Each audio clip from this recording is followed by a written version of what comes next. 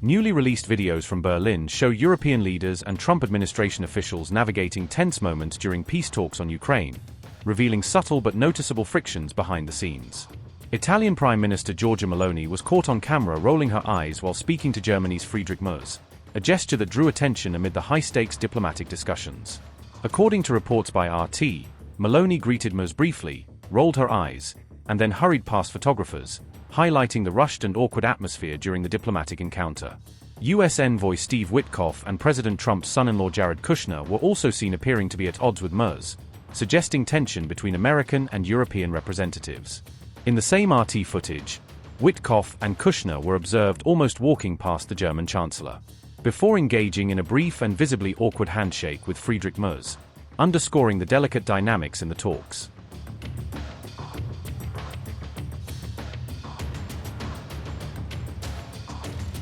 On December 15, European and Ukrainian leaders met with Trump administration officials in Berlin to discuss potential pathways toward peace and the security of Ukraine. During the meetings, US and European leaders reportedly agreed to work closely together to provide Ukraine with robust security guarantees, aiming to strengthen Kyiv's defenses against further aggression.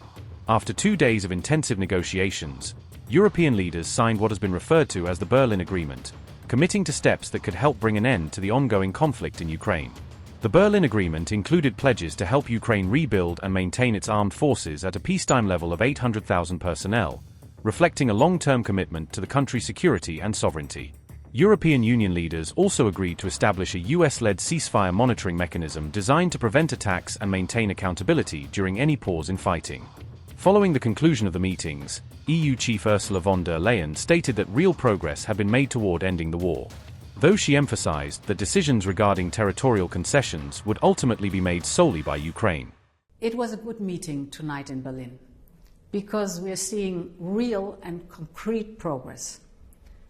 That progress is made possible thanks to the alignment between Ukraine, Europe, and the United States.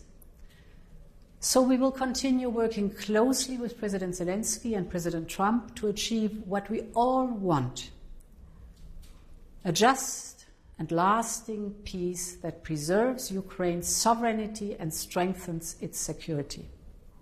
Our approach is clear, and we work on every step that will ultimately put an end to the bloodshed. The first step is a lasting ceasefire. The path to get there is known.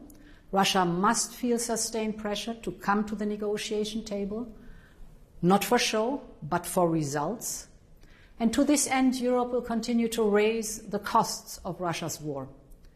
We have a new sanctions package in preparation, and we have immobilized Russian assets in the European Union over the long term.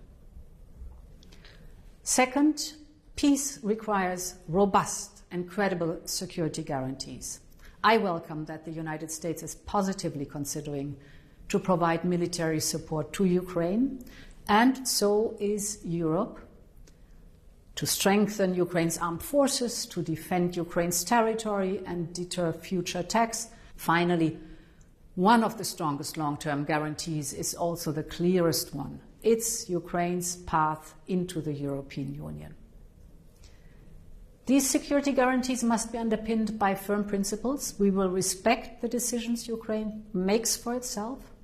Decisions on territories are for Ukraine to take, and Ukraine alone.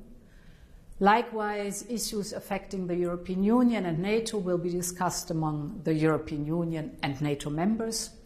In short, nothing about Ukraine without Ukraine, nothing about the European Union without the European Union, nothing about NATO without NATO. Meanwhile, a report from a Wall Street Journal claimed that the US will not compromise on the peace plan put forward by President Trump, signaling potential friction in negotiations with European and Ukrainian officials.